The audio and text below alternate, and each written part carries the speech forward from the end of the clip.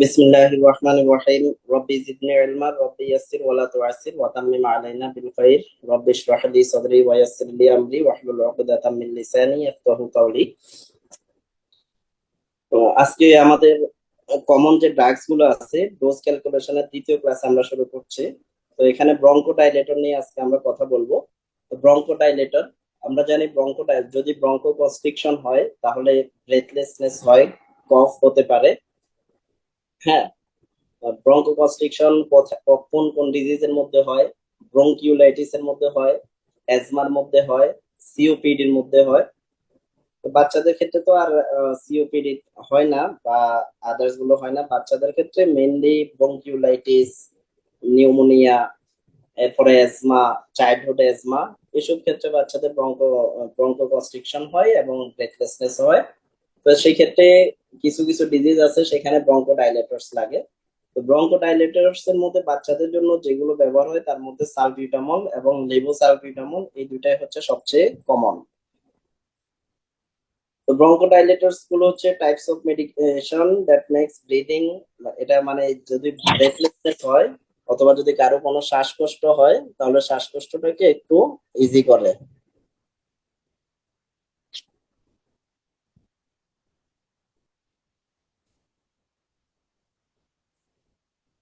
Bronchodilator গুলো অ্যাজমার মধ্যে ব্যবহার হয়। এখানে আমরা একটা নর্মাল যে আমাদের লাংস এর মধ্যে যদি আমরা ব্রঙ্কিয়াল ট্রি দেখি, তাহলে যদি ব্রঙ্কিউল গুলো দেখি, এটা একটা নর্মাল ব্রঙ্কিউল। এই যে নর্মাল ব্রঙ্কিউল গুলো যদি আমরা দেখি, ভিতরে একটা স্পেস আছে, একটা লুমেন আছে, একটা হোয়াইট লুমেন আছে।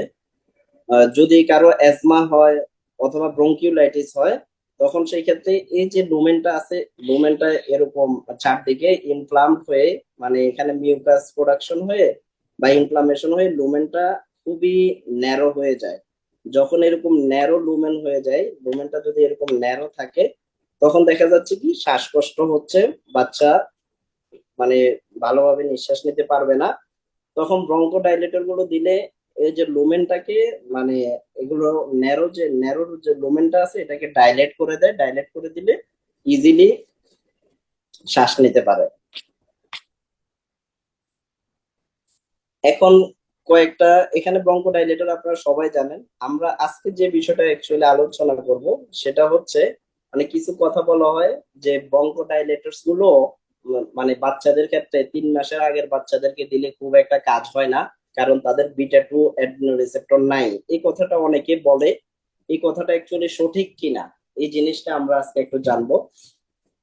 এখানে কিছু জার্নাল থেকে এবং অনেকগুলো জার্নাল থেকে আমরা কিছু কনক্লুসিভ কথাবার্তা এখানে এনেছি যে বাচ্চাদের বিটা 2 রিসেপ্টর থাকে না, এই কথাটা সঠিক না। হ্যাঁ, একটা বাচ্চা ইনফ্যান্ট, তার ডে 1 থেকেই কিন্তু তার বিটা 2 ফাংশনিং, বিটা 2 রিসেপ্টর থাকে। বিটা 2 রিসেপ্টর এগুলো আমরা জানি যে বিটা রিসেপ্টরের মধ্যে আছে বিটা 1 রিসেপ্টর, এটা হার্টে থাকে। আর বিটা 2 রিসেপ্টর ওইটা লাংসে থাকে। মনে রাখার জন্য সহজ বুদ্ধি হচ্ছে বিটা 1 হার্ট একটা, বিটা 1 সেখানেও এক আছে হার্টের মধ্যে বিটা 1 রিসেপ্টর। আর লাংস দুইটা, বিটা 2 ওখানের মধ্যে বিটা 2 রিসেপ্টর থাকে। তো বিটা 2 রিসেপ্টরের কাজ কি? বিটা 2 রিসেপ্টরের কাজ হচ্ছে এগুলো, যদি নর্মালি বিটা 2 রিসেপ্টরের কাজ হচ্ছে এগুলো ব্রঙ্কো ডাইলেট করে। বিটা 2 রিসেপ্টরকে যদি ব্লক করে ফেলা হয় তাহলে ব্রঙ্কো কনস্ট্রিকশন হয়। যেমন আমাদের যে বিটা ব্লকার যে ড্রাগ গুলো আছে, নন সিলেক্টিভ বিটা ব্লকার, প্রোফ্রানোলল, ওই প্রোফ্রানোললে কি করে, ওইগুলো আমাদের ব্রঙ্কো কনস্ট্রিকশন করে। হ্যাঁ, কারণ হচ্ছে ওইগুলো বিটা 2 রিসেপ্টরটাকে ব্লক করে দেয়। তো বিটা 2 রিসেপ্টর যদি স্টিমুলেট হয়, তখন সেই ক্ষেত্রে কি হবে? বিটা 2 রিসেপ্টর স্টিমুলেট হলে আমাদের এই যে ন্যারো যে ব্রঙ্কিউল গুলো আছে এগুলো ওয়াইড হয়। তাহলে বিটা 2 রিসেপ্টরকে স্টিমুলেট করে যে ড্রাগ গুলো কাজ করে সেগুলোকে বলা হয় ব্রঙ্কো ডাইলেটর অথবা বিটা 2 অ্যাগোনিস্ট। বিটা 2 অ্যাগোনিস্ট মানে বিটা 2 এর কাজটাকে বাড়াই দিবে। তো বিটা 2 নর্মাল কাজ হচ্ছে ব্রঙ্কো ডাইলেশন করা। তো সেক্ষেত্রে বিটা 2 অ্যাগোনিস্ট যদি আমরা দিই, কোনো কারণে যদি ব্রঙ্কো কনস্ট্রিকশন হয়ে থাকে, বিটা 2 অ্যাগোনিস্ট যদি আমরা দিয়ে থাকি, তাহলে সেক্ষেত্রে ব্রঙ্কো ডাইলেশন হবে।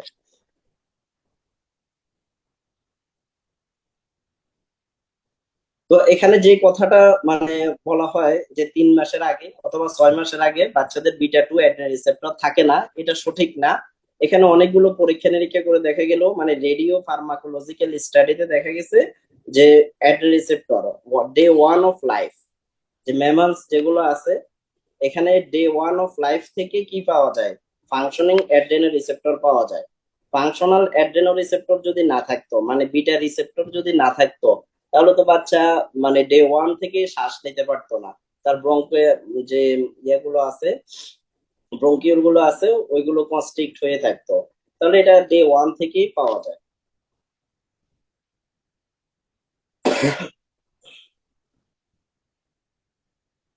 তাহলে ভাইয়া কেন বলে যে first 3 months of neonate or infant বেবিদের হচ্ছে 3% সোডিয়াম ক্লোরাইড মানে হাইপারটোনিক সলিউশন দিয়ে নেবুলাইজ করার জন্য, আর 3 মান্থস এর পরে সালটোলিন বা সালবিউটামল বা অথবা আইপ্রেক্স অথবা বডিকট বলে আর কি, হ্যাঁ, এটা মানে আমরা থ্রি একটু মান্থস এর আগে না?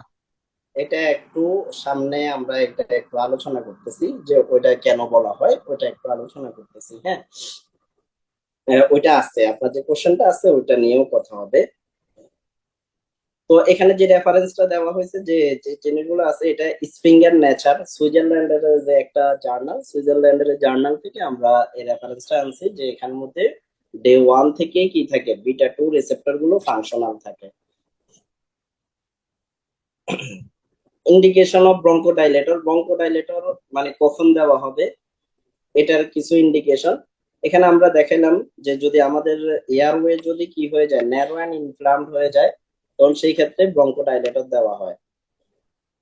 এখন এয়ারওয়ে ন্যারো হয়ে যায়, ইনফ্লামেশন হয়, কি কি ডিজিজ আছে, অ্যাজমার মধ্যে হয়, সিওপিডির মধ্যে হয়। এই দুটো হচ্ছে মোস্ট কমন। এখন কিছু আমরা কমন কিছু কোশ্চেন আমরা ব্রঙ্কোডাইলেটর সম্পর্কে জানবো। যে ব্রঙ্কোডাইলেটর গুলো মানে কমন কোল্ড, মানে কারো একটু কমন কোল্ড হলো অথবা ফ্লু এ ধরনের জাতীয় এর মধ্যে হয়ে দেখা যাচ্ছে তার শ্বাসকষ্ট হচ্ছে অথবা তার ব্রঙ্কিউলাইটিস হচ্ছে, ওইসব ক্ষেত্রে কি এটা কাজ করবে কিনা, যে ব্রঙ্কোডাইলেটর গুলো। এখানে একটা জিনিস আমরা যদি দেখি, এটা একটা নর্মাল লাং এর আহ, যদি আমরা দেখি একটা নর্মাল লাংস এর এয়ারওয়ে একবারে নর্মাল, আর এটা হচ্ছে একটা অ্যাজমাটিক লাং। তো অ্যাজমাটিক লাংস এর মধ্যে আমরা দেখতেছি এখানে এক্সেসিভ মিউকাস, এরপর লাইনটা সোয়েলিং হয়ে গেছে। এখন যদি এখানের মধ্যে ব্রঙ্কোডাইলেটর দেওয়া হয়, দেখা যাচ্ছে এটা কিছুটা ডাইলেট হবে, ডাইলেট হয়ে মানে শ্বাসকষ্ট কমাবে। এটা একটা নর্মাল মেকানিজম। আর ব্রঙ্কিউলাইটিস এর ক্ষেত্রে দেখেন, ব্রঙ্কিউলাইটিস এর ক্ষেত্রে যদি আমরা দেখি, এটা হচ্ছে একটা নর্মাল ব্রঙ্কিউল। আর এটা হচ্ছে মানে এখানে মিউকাস এই পরিমাণ জমছে, ফ্লুইড মানে এখানে এসে অনেক বেশি পরিমাণে এখানে ফ্লুইড জমে গেছে, এবং এটা এতটাই ইনফ্লামেশন হয়েছে যে এগুলো নর্মালি, এখানে যে ইনফ্লামেশনটা হয় এয়ারওয়ে হাইপার রেসপন্সিভনেস টু অ্যালার্জেনের কারণে হয় অ্যাজমার মধ্যে, সিওপিডির মধ্যেও ঠিক বিভিন্ন টক্সিক প্রোডাক্ট নিকোটিন ওইগুলো যে এয়ারওয়েকে ডিস্ট্রাকশন করে সেখানে ফ্লুইড জমে এরকম হয়।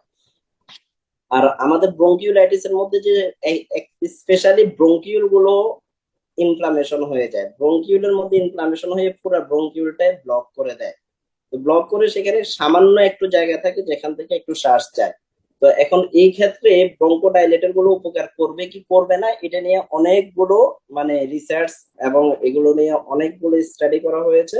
তো যেটা বলা হয় সেটা হচ্ছে যে আমরা এখানে পাবমেড থেকে কয়েকটা জার্নাল দেখবো এখানে, যে প্লাসিবো ইফেক্ট, প্লাসিবো ইফেক্ট হচ্ছে ব্রঙ্কিওলাইটিস এর বাচ্চা এবং তাকে নেবুলাইজ অথবা তাকে ব্রঙ্কোডাইলেটর দিয়ে দেখা হয়েছে এবং কাউকে কোনো ওষুধ না দিয়ে দেখা হয়েছে। দেখা গেছে কি দুইটার মধ্যে মোটামুটি সেম। অবশ্য ব্রঙ্কোডাইলেটর ব্রঙ্কিওলাইটিস এর ক্ষেত্রে দেওয়ার পরে অনেকের ক্ষেত্রে কি হয়, তাদের রেসপিরেটরি রেট, হার্ট রেট এগুলো বেড়ে যেতে দেখা গেছে। তো এখানে বলা হয়েছে খুব একটা যে লাভ সেরকম কিছু হয় না, অনেকের ক্ষেত্রে এরকম কোনো লাভ হয় না। এখানে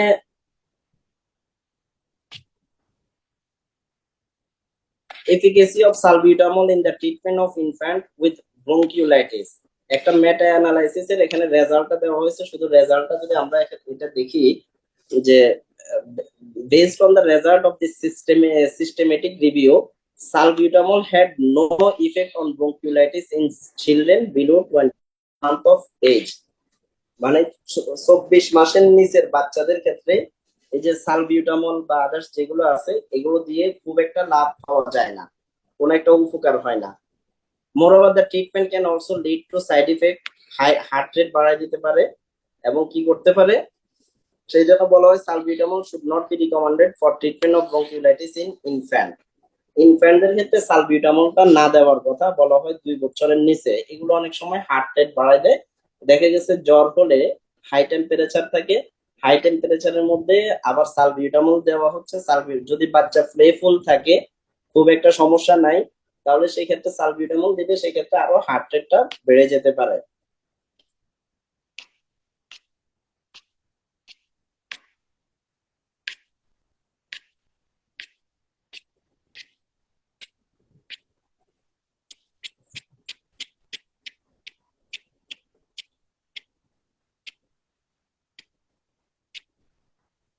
এখন আপনি একটু আগে যে কথাটা বলছেন যে 3 মাসের নিচে যে সোডিয়াম ক্লোরাইড দেওয়া হয়, হ্যাঁ, 3% সোডিয়াম ক্লোরাইড দেওয়া হয়, অন্য কিছু দেওয়া হয় না, বা সেক্ষেত্রে ব্রঙ্কোডাইলেটর দেওয়া হয় না। তো এক্ষেত্রে একটা কথা বলা হয়ে থাকে যে এটা কেন দেওয়া হয় না, যে এটা কি 3 মাসের নিচে দিলে মানে তার কি বিটা অ্যাডেন রিসেপ্টর নাই সেই জন্য দেওয়া হয় না, নাকি এটার কোনো কাজ করে না সেই জন্য দেওয়া হয় না। তো অ্যাকচুয়ালি 3 মাসের নিচে কারো অ্যাজমা খুব একটা হয় না, রেয়ারলি। 3 মাসের নিচে ব্রঙ্কিওলাইটিসও হয় না। 3 মাসে ব্রঙ্কিওলাইটিসটা 6 মাসের পরে বেশি হয়, 3 মাসের পরে 2 মাস থেকে 6 মাসের মধ্যে একটু বেশি হয়। তো ব্রঙ্কিওলাইটিস হলে সেক্ষেত্রে মানে আমার ওই ক্ষেত্রে যদি বাচ্চাকে 3 মাসের নিচে অথবা 6 মাসের নিচে, এখানে টোটালি বলা হয়েছে 2 বছরের নিচে টোটালি আমাদের ব্রঙ্কোডাইলেটর গুলো দিতে নিষেধ করা হয়েছে। এখন 3 মাসের নিচের বাচ্চাদের এমনি হার্ট রেট, রেসপিরেটরি রেট এগুলো অনেক বেশি থাকে, হার্ট রেট অনেক বেশি থাকে 3 মাসের নিচে, হার্ট রেটের পরিমাণটা অনেক বেশি থাকে। তো হার্ট রেটের পরিমাণ অনেক বেশি থাকার কারণে তাদের ক্ষেত্রে ব্রঙ্কিওলাইটিস এর মধ্যে সালবিউটামল এবং লিভোসালবিউটামল দিয়ে খুব একটা লাভ নাই। তো যে ক্ষেত্রে এটার কোনো লাভে নাই, সেক্ষেত্রে 3 মাসের নিচে বাচ্চাদের যে পরিমাণ হার্ট রেট থাকে 130-40 এই পরিমাণ হার্ট রেট থাকে, তাদের ক্ষেত্রে যদি আরো আবার লিভোসালবিউটামল অথবা সালবিউটামল অথবা এই ধরনের ব্রঙ্কোডাইলেটর গুলো দেয়, তাহলে বাচ্চার হার্ট রেট আরো বেশি বেড়ে যাবে। সেই জন্য দেওয়াটা উচিত না। কিন্তু এই ক্ষেত্রে এটা এই জন্য না যে তাদের বিটা রিসেপ্টর নাই এই জন্য দেওয়া যাবে না, বিষয়টা এমন না। বিষয়টা হচ্ছে এটা হচ্ছে একটা প্লাসিবো। মানে আপনি এই মেডিসিনটা দিলেও তার ব্রঙ্কিওলাইটিস ভালো হতে 7 থেকে 10 দিন লাগবে। আর যদি সালবিউটামল আপনি নাও দেন সেই ক্ষেত্রেও তার 7 থেকে 10 দিন লাগবে। কিন্তু বাচ্চার মায়েরা তো বুঝবে না, সেই জন্য আপনাকে যে কোনো একটা ড্রাগ তাকে দেওয়া লাগতেছে। হ্যাঁ, তো যদি ড্রাগ নাও দেন সেই ক্ষেত্রেও তার 7 থেকে 10 দিনের মধ্যে ব্রঙ্কিওলাইটিস ভালো হয়ে যাবে। ব্রঙ্কিওলাইটিসের আমাদের আলাদা একটা টপিকস আছে, ওখানে এটা নিয়ে আমরা আরেকটু ডিটেলস আলোচনা করব।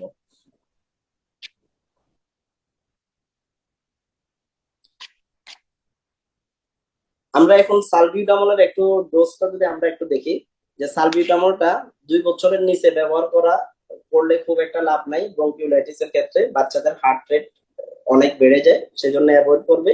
2 বছরের পরে ইউজুয়ালি এটা নর্মালি ব্যবহার করা যায়। তো সালবিউটামল, সালবিউটামল এটা ব্রডিল নামে পাওয়া যায়।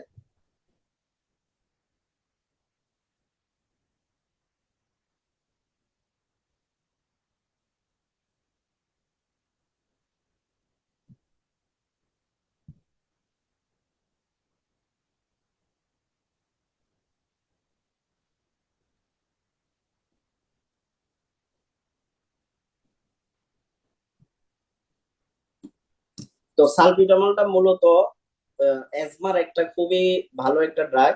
যে অ্যাজমার মধ্যে যদি কারো অ্যাকুইট অ্যাজমা অ্যাটাক হয়, যাদের কয়েকদিন পর পর অ্যাকুইট এক্সাজারবেশন হয়, তাদের ক্ষেত্রে সালবিউটামল ইনহেলারটা অনেক বেশি উপকার। আর বাচ্চাদের ক্ষেত্রে যদি তাদের 2 বছরের পরে যদি এয়ারওয়ে প্রবলেম থাকে, হ্যাঁ, সেক্ষেত্রে বাচ্চাদের ক্ষেত্রে দেওয়া যেতে পারে, ব্রঙ্কিওলাইটিস এর ক্ষেত্রে দেওয়া যেতে পারে, অ্যাজমার ক্ষেত্রে দেওয়া যেতে পারে। বাচ্চাদের ক্ষেত্রে এটার ডোজ হবে 2 থেকে 6 বছর বয়স পর্যন্ত, হাফ টিএসএফ 8 আওয়ারলি। আর যদি 6 বছরের উপরে হয় তাহলে 1 টিএসএফ করে দেওয়া হবে। আর লিভোসালবিউটামল, যদি আমরা লিভোসালবিউটামল আর সালবিউটামলের মধ্যে খুব একটা পার্থক্য নাই। হ্যাঁ, লিভোসালবিউটামল এটা একটু এক্সপেন্সিভ, কিছুটা সালবিউটামলের চাইতে এফিকেসি ভালো। আর অ্যাজমার মধ্যে এটা সালবিউটামলের চেয়ে ভালো কাজ করে, একটু আপডেট। এটা পিউরিসাল, লিভোস্টার এসব নামে পাওয়া যায়। 1 চামচের মধ্যে 1 মিলিগ্রাম পর্যন্ত থাকে।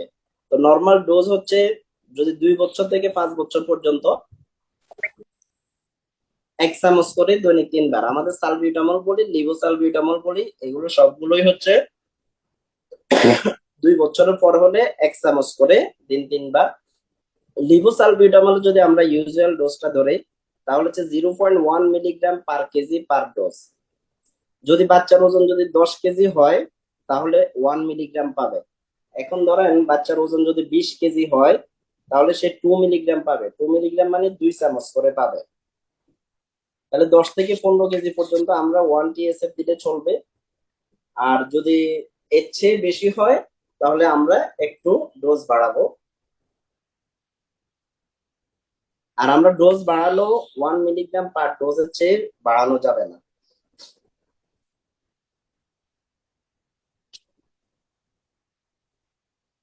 এখন এই যে সালবিউটামল বলি, লিভোসালবিউটামল বলি, এগুলো যে শুধু সিরাপ ফর্মে আছে এমন না, এগুলো নেবুলাইজেশন হিসেবেও পাওয়া যায়।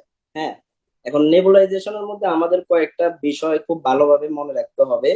3টে বিষয় আমরা নেবুলাইজ করার সময় মনে রাখতে হবে। একটা বাচ্চাকে আপনি নেবুলাইজেশন করবেন, এখানে 3টে বিষয় মনে রাখতে হবে। একটা হচ্ছে পার্টিকেল সাইজ, আর একটা হচ্ছে রেসিডুয়াল ভলিউম, আর একটা আছে ফিল ভলিউম। এই 3টে জিনিস মনে রাখতে হবে। 3টা জিনিস অ্যাকচুয়ালি কি কি আমরা একটু দেখি। পার্টিকেল সাইজটা কি?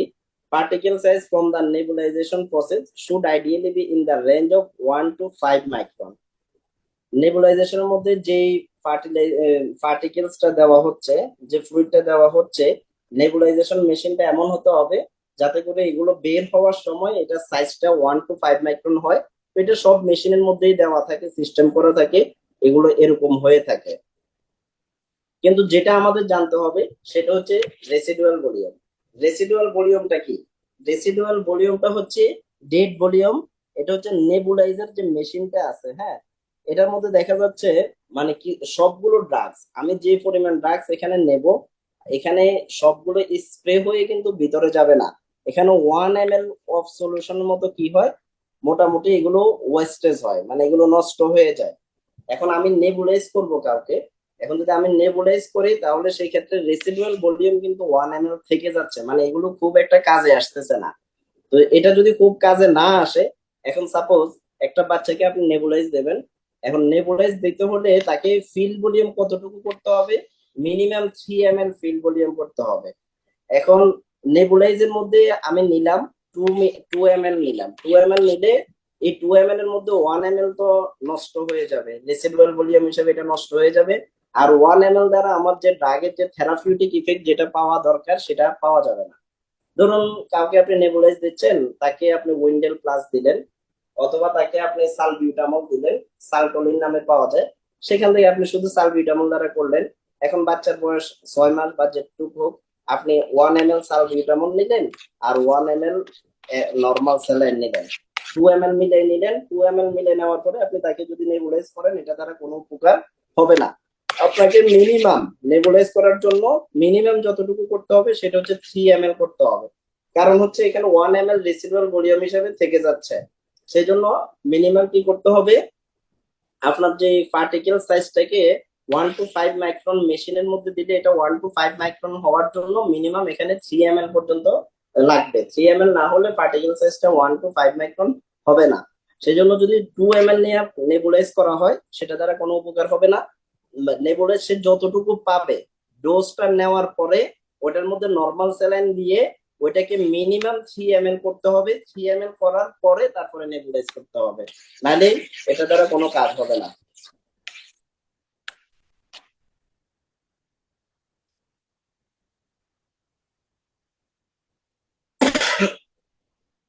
এখন নেবুলাইজেশনের মধ্যে কি কি ড্রাগস আমরা ব্যবহার করব? নেবুলাইজেশনের মধ্যে 3% সোডিয়াম ক্লোরাইড সলিউশন আছে, সালবিউটামল নেবুলাইজার সলিউশন আছে, ইকটাট্রোপিয়াম আছে, আবার সালবিউটামল ইফট্রাটোফিয়ামের কম্বিনেশন পাওয়া যায় উইন্ডেল প্লাস নামে। আর বুডিসোনাইড আছে, এটা স্টেরয়েড, এটা বুডিকট নামে পাওয়া যায়। তাহলে আমাদের কমনলি ওয়ার্ডে বলেন, ওপিডিতে বলেন, এগুলোর বাইরে কোনোটা ব্যবহার হয় না। 3% সোডিয়াম ক্লোরাইড তো ঢাকা ছাড়া অন্য কোথাও পাওয়া যায় না। তো 3% সোডিয়াম ক্লোরাইড সলিউশনটা আমরা কোথায় দেবো? ওই বাচ্চা যাদের বয়স 2 মাসের নিচে অথবা 3 মাসের নিচে যেসব বাচ্চা আছে, ইউজুয়ালি 6 মাসের নিচে, যেখানে 2 বছরের নিচের কথাই, ইউকেতে 2 বছরের নিচে বাচ্চা যেগুলো আছে তাদের ক্ষেত্রে দেখা যাচ্ছে মানে রেসপিরেটরি একটা পরিষ্কার করার জন্য, এয়ারওয়েটাকে ক্লিন রাখার জন্য কি করা হয়, ওই যে সোডিয়াম ক্লোরাইড সলিউশনটাই দেওয়া হয় তাদেরকে। তারা ব্রঙ্কোডাইলেটরটা ব্যবহার করে না। মায়ের ক্লিনিকের রিসার্চ অনুযায়ী ব্রঙ্কোডাইলেটর আমরা 2 বছরের নিচে কখনো ব্যবহার করব না, 2 বছরের উপরে ব্রঙ্কোডাইলেটর ব্যবহার করবে। এর আগে কি দিবে? 3% সোডিয়াম ক্লোরাইড সলিউশন দিবে। আর আমাদের বাংলাদেশের যে প্র্যাকটিস যেটা চলে আসতেছে সেই হিসাবে হচ্ছে মোটামুটি 6 মাসের পর থেকে ব্রঙ্কোডাইলেটর দেওয়া হয়, 6 মাসের আগে 3% সোডিয়াম ক্লোরাইড। আর এখন রিসেন্টলি যে স্যার প্রফেসররা যে প্র্যাকটিস, সেখানে 3 মাসের আগ পর্যন্ত 3% সোডিয়াম ক্লোরাইড সলিউশন, আর 3 মাসের পরে যে আদার্স যে ফর্মুলা গুলো আছে সালবিউটামল অথবা বুডিসোনাইড ওগুলো দিয়ে থাকেন। আর ইউজুয়াল যে গাইডলাইন যে কথাটা বলে, সেটা হচ্ছে গাইডলাইন হচ্ছে 2 বছরের আগে আমাদের যে অন্য যে ইয়েগুলো আছে ব্রঙ্কোডাইলেটর গুলো আছে ওইগুলো অ্যাভয়েড করতে বলে।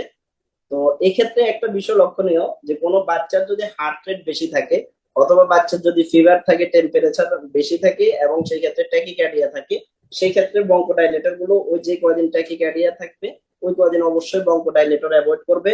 যখন বাচ্চা মোটামুটি হার্ট রেটটা ওকে আছে, ব্রঙ্কোডাইলেটর ব্যবহার করার সময় যেটা সতর্কতা অবলম্বন করতে হবে সেটা হচ্ছে ব্রঙ্কোডাইলেটর অ্যাডভার্স ইফেক্টটা কি। অ্যাডভার্স ইফেক্টটা যদি আপনি বোঝেন তাহলে আপনি সিদ্ধান্ত নেবেন যে আপনি দেবেন কি দেবেন না। ব্রঙ্কোডাইলেটরের মেইন অ্যাডভার্স ইফেক্ট হচ্ছে ট্যাকিকার্ডিয়া করে, হ্যাঁ। এখন হার্ট রেট অনেক বাড়ায় দেয়। এখন একটা বাচ্চার ইউজুয়ালি হার্ট রেটটা অনেক বেশি, তখন তাকে যদি আবার ব্রঙ্কোডাইলেটর দেওয়া হয় তাহলে তার ক্ষেত্রে আরো বেশি ট্যাকিয়ারিথমিয়া ডেভেলপ করবে। তাহলে সেই ক্ষেত্রে যদি হার্ট রেট ঠিক থাকে তাহলে ব্রঙ্কোডাইলেটর গুলো দেওয়া যাবে। আর যদি হার্ট রেট ঠিক না থাকে, অনেক বেশি থাকে, ট্যাকিকার্ডিয়া থাকে, সেই ক্ষেত্রে ব্রঙ্কোডাইলেটর গুলো অ্যাভয়েড করবে। তো আমাদের দেশে কমন প্র্যাকটিস হিসেবে 3 মাসের পরে ব্রঙ্কোডাইলেটর দেওয়া হয়। স্যার ম্যাডামরা দিয়ে আসতেছেন, খুব একটা ক্ষতি হয় না। তো সেই জন্য আমাদের দেশে এগুলো যে প্র্যাকটিসের ক্ষেত্রে 3 মাসের নিচে হলে আমরা 3% সোডিয়াম ক্লোরাইড ছাড়া অন্য কিছু দেবো না।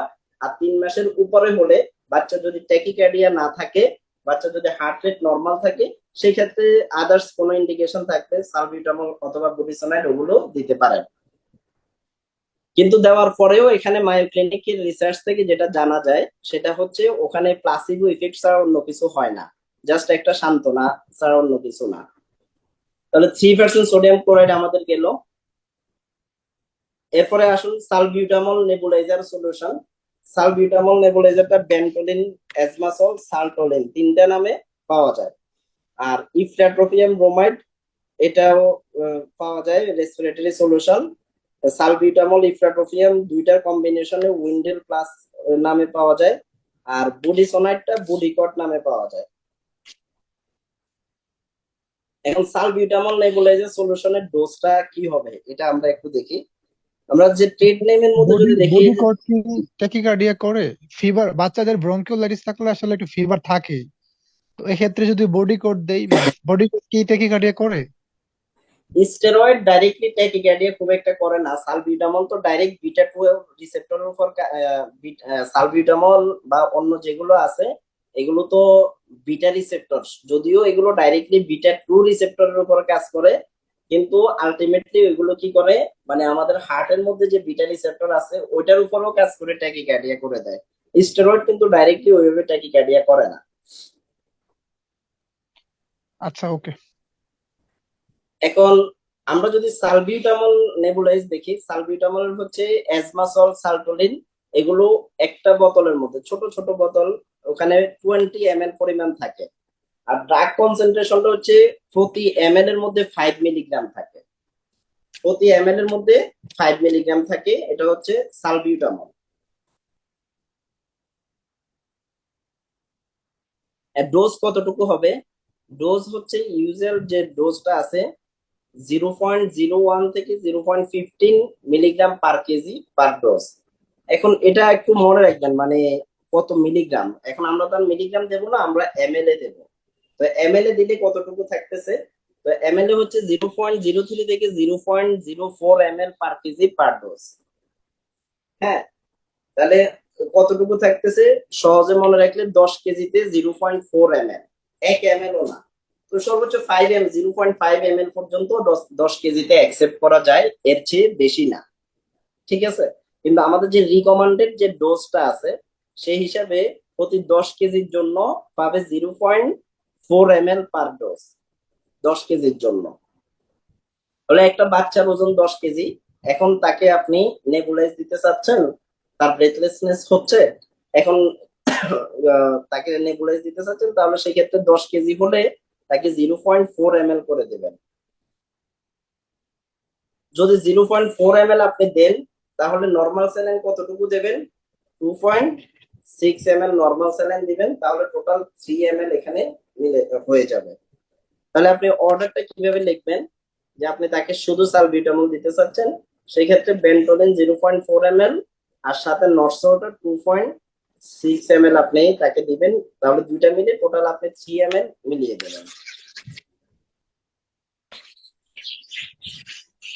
তাহলে 10 কেজি বাচ্চার জন্য 0.4 ml, আপনি সর্বোচ্চ যদি দেন 0.5 পর্যন্ত যাইতে পারেন, এর চেয়ে বেশি না, কারণ তখন আবার ডোজ বেশি হয়ে যাবে। ইপ্রাট্রোফিয়াম ব্রোমাইড যেটা আছে, এটা হচ্ছে ইন্টিমাসকেরানাইট। হ্যাঁ, এটা হচ্ছে ব্রঙ্কের মাসেল গুলোকে একটু রিল্যাক্স করে, রিল্যাক্স করার মাধ্যমে কি করে, এটা আপনার ব্রেথলেসনেসটা একটু কমায়। এটা আইফ্লেক্স 250 মাইক্রোগ্রাম পার 1 ml, 1 ml এর মধ্যে 250 মাইক্রোগ্রাম থাকে। তাহলে নর্মাল ডোজ কতটুকু, 25 মাইক্রোগ্রাম পার কেজি পার ডোজ। তো এগুলো 25 মাইক্রোগ্রাম থাকে, এটা দিতেও কিছু বোঝা যাবে না, এটা খুব একটা ব্যবহার হয় না। তাহলে আমার 1 ml এর মধ্যে থাকতেছে 250 মিলিগ্রাম, 1 কেজিতে পাবে 25, তাহলে 10 কেজিতে কতটুকু পাবে, 250 মাইক্রোগ্রাম পাচ্ছে। 10 কেজি যদি হয়, তাহলে 10 কেজি হলে সে 250 মাইক্রোগ্রাম পাবে। আর 250 মাইক্রোগ্রাম সমান কতটুকু, 1 ml, তাহলে 10 কেজি হলে 1 ml, 1 ml এর মতো পাবে।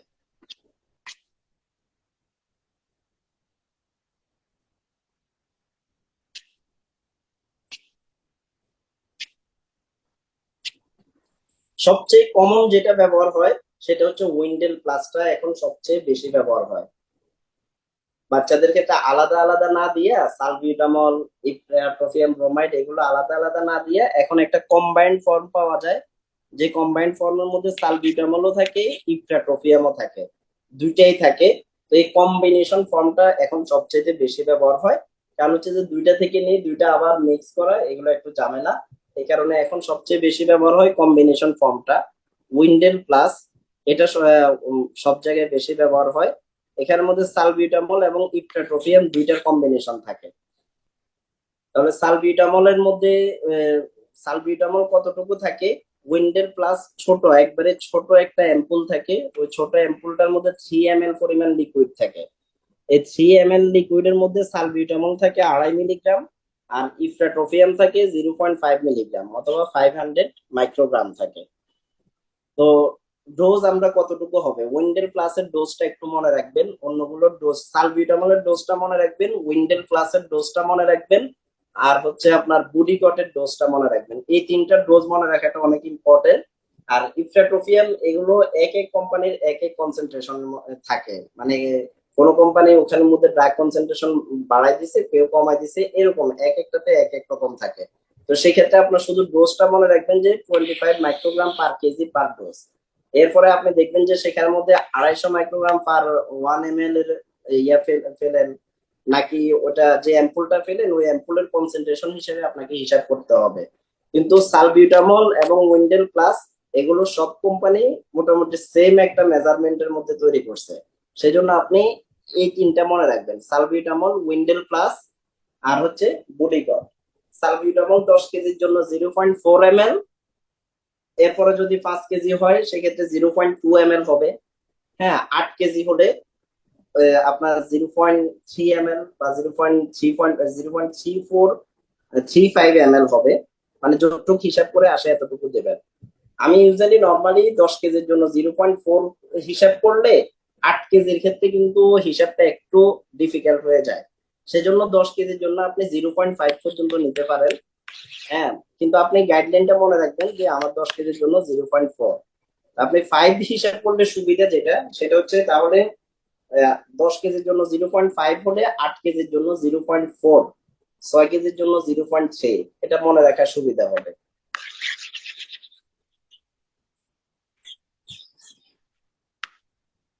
এখন উইন্ডেল প্লাসটা আমরা একটু দেখি। উইন্ডেল প্লাসের ডোজটা কতটুকু, এটা এগুলো জাস্ট বোঝার জন্য দিলাম, এগুলো আপনি মনে রাখার কিছু নাই। আপনাকে যেটা মনে রাখতে হবে সেটা হচ্ছে উইন্ডেল প্লাস 1 কেজিতে পাবে 0.15 ml, মানে প্রতি কেজির জন্য 0.15 ml করে পাবে উইন্ডেল প্লাস। কিভাবে আসছে সব এখানে হিসাব করে দেখা হয়েছে। যদি এতটুকু মনে রাখবেন, 10 কেজি ওজন হলে তাকে 1.5 ml দিবেন। 10 কেজি ওজন 1.5 ml, আর 1 কেজি ওজন হলে 0.15 ml। এটা হচ্ছে উইন্ডেল প্লাসের ডোজ। এখন একটা বাচ্চা আসছে, তার যদি 10 কেজি ওজন হয়, তাহলে আপনি তাকে যদি উইন্ডেল প্লাস দিতে চান তাহলে লিখে দেবেন উইন্ডেল প্লাস 1.5 ml, সাথে নরসল 1.5 ml, দুইটা মিলিয়ে যাতে 3 ml হয় ওটা আপনি এনশিওর করবেন। অনেক সময় দেখা যায় যে বাচ্চাদের ওজন যদি 25-30 কেজির মতো হয়ে যায়, তাহলে সেই ক্ষেত্রে তো ইয়াটা বেড়ে যাচ্ছে, কনসেন্ট্রেশন ইয়াটা তো বেড়ে যাচ্ছে, এমএলটা। সেক্ষেত্রে যদি বাচ্চার ওজন বেশি হয়ে যায়, সেক্ষেত্রে আমার ম্যাক্সিমাম পাবে ওয়ান টাইমে 1 অ্যাম্পুল পাবে। এখন টোটাল সলিউশনের ইয়াটা কত থাকবে? 3 ml। আপনি তখন 3 ml আপনি টোটাল সলিউশন, আমার যদি 3 ml টোটাল সলিউশন দিয়ে থাকেন সেক্ষেত্রে আর বাড়তি কিছু অ্যাড করা লাগে না। তখন আপনার কি সেক্ষেত্রে ইয়া লাগবে না, নর্মাল স্যালাইনটা দরকার হবে না? তখন তো পুরো অ্যাম্পুলটি দিয়ে দিবে, নর্মাল স্যালাইন লাগবে না। তখন পুরো অ্যাম্পুলটা দিয়ে দিবেন। পুরো অ্যাম্পুলের মধ্যে তো যে ইয়াটা আছে, ফ্লুইডটা আছে, এখানের মধ্যেও তো নর্মাল স্যালাইন আছে।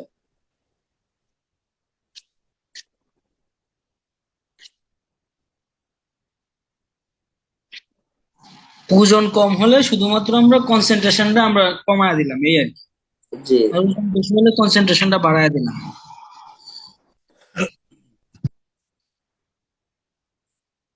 এখন সহজে এতক্ষণ যতটুকু আলোচনা করলাম এটা আমরা যদি মনে রাখি, উইন্ডেল প্লাস হচ্ছে 0.15 ml পার কেজি পার ডোজ। বুডিকটের হিসাবটা একটু দেখেন।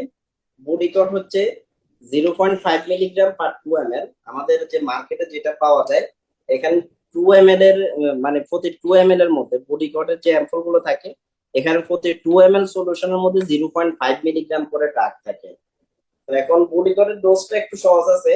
এটা স্টেরয়েড তো, এটার ডোজটা হচ্ছে বাচ্চার বয়স যদি 1 বছরের কম হয় সেক্ষেত্রে 0.5 ml পার ডোজ, আর যদি ওজন 1 বছরের বেশি হয় সেক্ষেত্রে 1 ml পার ডোজ। একটু মনে রাখবেন এটা, 1 বছরের কম হলে 0.5 ml, আর 1 বছরের বেশি হলে 1 ml।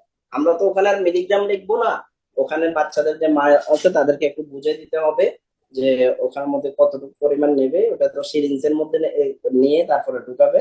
তো সেই জন্য একটু দেখাই দিতে হবে যে যদি ওজন যদি 1 বছরের কম হয় তাহলে 0.5 ml, আর ওজন যদি 1 বছরের বেশি হয় তাহলে 1 ml।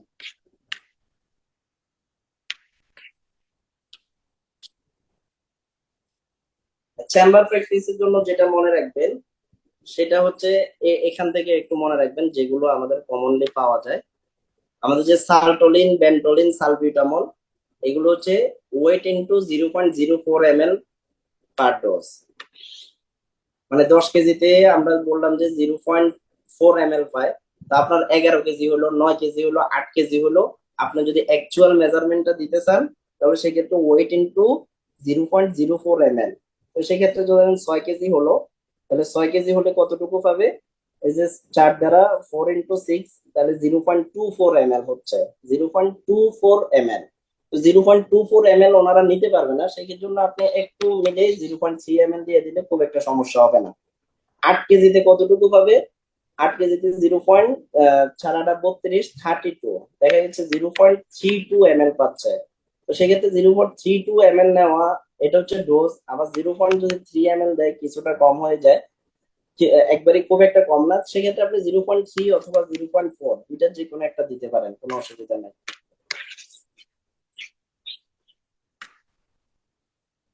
আর আইফ্লেক্স এর ক্ষেত্রে যেটা মনে রাখবেন সেটা হচ্ছে ওয়েট ইন্টু 0.08 ml পার ডোজ।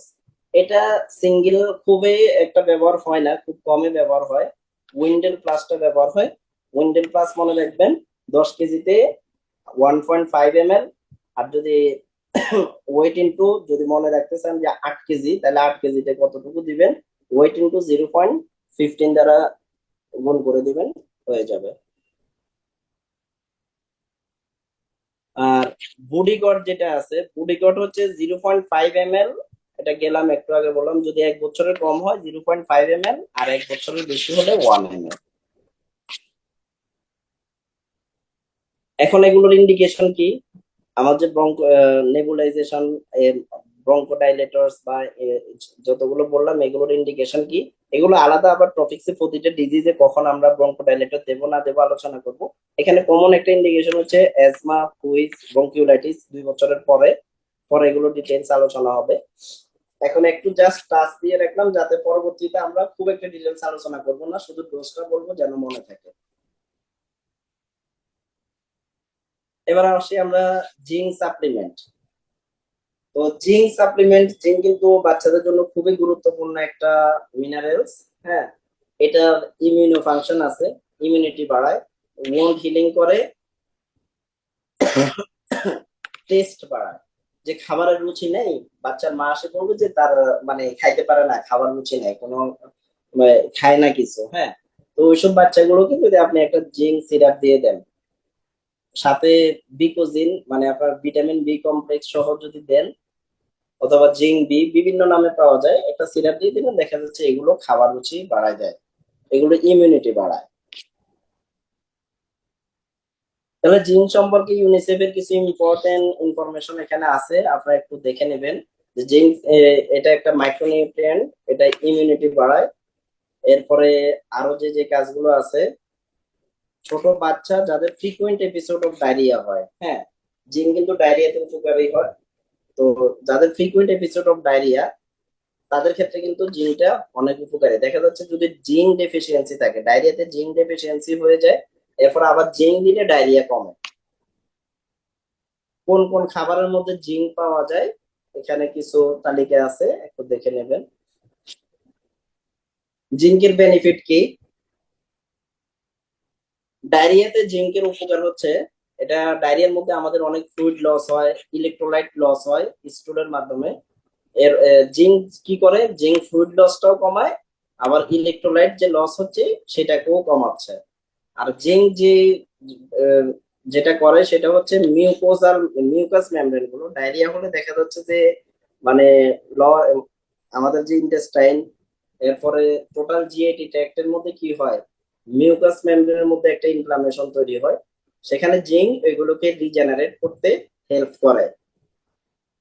এরপরে বাচ্চা ওআরএস খাচ্ছে, ওআরএস এর অ্যাবজর্পশন কে বাড়ায় দেয় জিঙ্ক। হ্যাঁ, তো ওআরএস এর মধ্যে আমাদের নরমালি ইলেকট্রোলাইট থাকে, সোডিয়াম থাকে, ক্লোরাইড থাকে। এই সোডিয়াম ক্লোরাইড গুলোকে অ্যাবজর্ব করে বোর্ডের যে ঘাটতিটা আছে সেটা পূরণ করে। এরপরে severity and duration of illness কমায়, অ্যান্টিবায়োটিক্স এর প্রয়োজনীয়তা কমে যায় জিঙ্ক সাপ্লিমেন্টারি দিলে। তো জিঙ্ক নরমালি কতদিনের জন্য দেওয়া হয়? 14 দিনের জন্য দেওয়া হয়, 2 উইকস এর জন্য দেওয়া হয়। আর এই ইনফরমেশনটা একটু মনে রাখবেন, এটা হচ্ছে ইমপ্রুভস অ্যাপেটাইট, কমার্স ক্রস। বাচ্চার মা এসে বলে যে ওর খাবার রুচি নেই, দিন দিন শুকিয়ে যাচ্ছে, আপনি দেখলেন যে তার কোনো সমস্যা নাই, তার সিবিসি নরমাল, এরপরে তার আদার্স যে ফাংশন গুলো আছে, ভাইটালস গুলো আছে, সবগুলো নরমাল। সেক্ষেত্রে এসব বাচ্চাকে জিঙ্ক দিলে তাদের একটু ইমপ্রুভ, অ্যাপেটাইট ইমপ্রুভ হবে এবং গ্রোথ বাড়বে।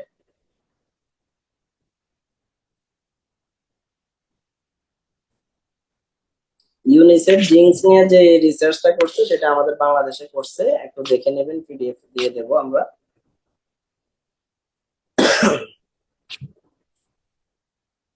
এখন জিঙ্কের আমরা কিছু লং টার্ম ইফেক্ট যদি দেখি, এটা হচ্ছে জিঙ্ক কি করতেছে, জিঙ্ক সাপ্লিমেন্টেশন 10 থেকে 14 দিন যদি জিঙ্ক সাপ্লিমেন্টেশন দেওয়া হয় ডায়রিয়ার পরে, তাহলে সেটা দেখা যাচ্ছে কি মানে বাচ্চার ক্ষেত্রে 34% reduction in prevalence of diarrhoea, 26% reduction in incidence of pneumonia. Pneumonia তো হেড করে, ওই যে বললাম এটার ইমিউনিটি ফাংশন আছে, সেই ইমিউনিটির কারণে এটা ডায়রিয়ার জন্য উপকারী, নিউমোনিয়ার জন্য উপকারী।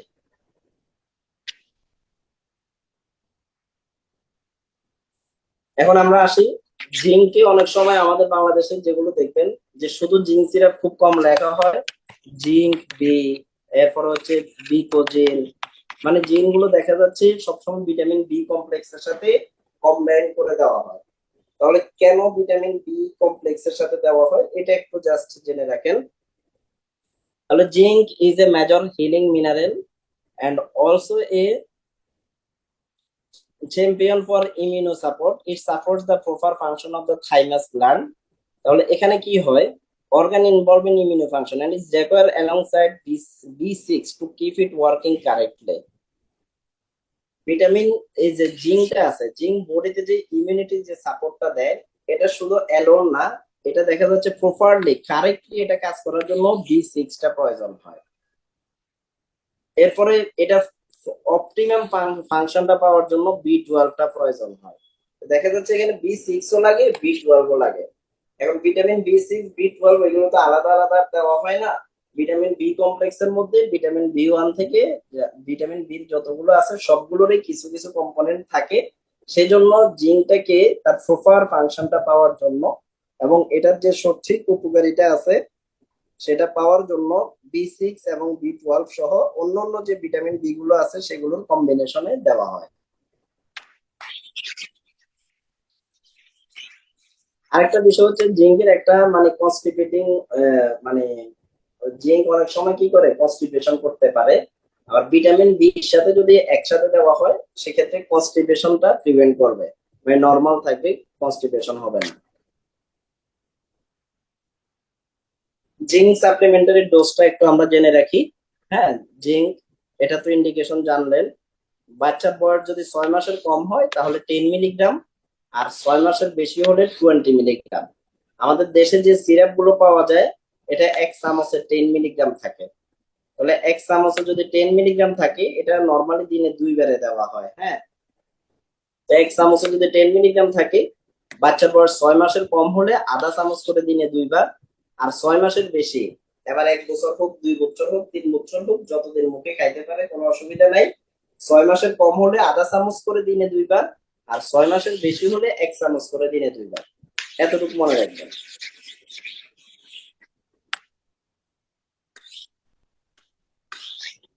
রাতে মানে 6 মাসের কম হলে হাফ চামচ 2 বার, তাহলে যদি রাতে 1 চামচ দিয়ে দিই। হাতে 1 চামচ না দিয়ে দৈনিক 1 চামচ দিলে তো একটু বেশি হয়ে যায়, 6 মাসের বাচ্চা তো একটু মানে একসাথে খুব খাইতে পারবে না, কারণ 2 বার দেওয়া হয়।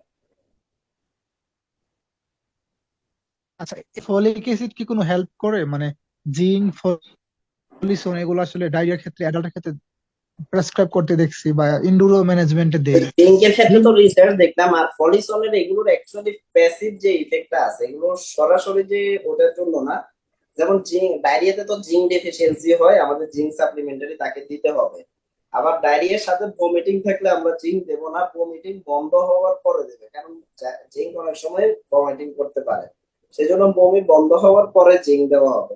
আর ফলিসন যেগুলো আছে ফলিক অ্যাসিড, হ্যাঁ, ওটার সাইড ইফেক্ট একটা প্যাসিভ ইফেক্ট, ওটার একটা সাইড ইফেক্ট হচ্ছে কনস্টিপেশন করা। সেজন্য অনেক সময় কি হয় ওটা মানে ফলিসন দিয়ে দেওয়া হয় যাতে করে একটা প্যাসিভ ইফেক্ট পাওয়া যায়, যে তার একটু কনস্টিপেশন ডায়রিয়া হচ্ছে তো ওটা যেহেতু প্যাসিভ ইফেক্ট কনস্টিপেশন, তাহলে আমি প্যাসিভ ইফেক্টটাকে একটু কাজে লাগাবো। ফর এক্সাম্পল আমাদের মানে ওভার অ্যাক্টিভ ব্লাডার, তো ওভার অ্যাক্টিভ ব্লাডারের ক্ষেত্রে যে বিষয়টা আছে, ওভার অ্যাক্টিভ ব্লাডারের ক্ষেত্রে অনেক বেশি পরিমাণ কি হয়, প্রস্রাব হয়, ইউরিনারি ইনকন্টিনেন্স হয়। তো সেটা ড্রাগ ট্রিটমেন্টের ক্ষেত্রে অ্যান্টিমাসকারেনিক আছে। আবার সেক্ষেত্রে আবার ট্রাইসাইক্লিক যে অ্যান্টি ডিপ্রেশন গুলো আছে ইমিপ্রামিন, ইমিপ্রামিনটা সেখানে আবার দেওয়া হয়। কেন দেওয়া হয়, ইমিপ্রামিনের একটা কাজ সাইড ইফেক্ট হচ্ছে ইউরিনারি রিটেনশন। ওই সাইড ইফেক্টটাকে কাজে লাগানো হয়, কাজে লাগাই সেক্ষেত্রে একটু মানে বেনিফিশিয়াল ইফেক্ট পাওয়া যায়। ঠিক ওই যে ফলিসন যেটা আছে ওইটাও ডায়রিয়ার ক্ষেত্রে, ফলিসন তো এমনি বডির জন্য উপকারী, সমস্যা নাই, কিন্তু ওইটার আবার যে সাইড ইফেক্টটা আছে যে ওটা কনস্টিপেশন করে, সেই সাইড ইফেক্টটাকে কাজে লাগানো হয়।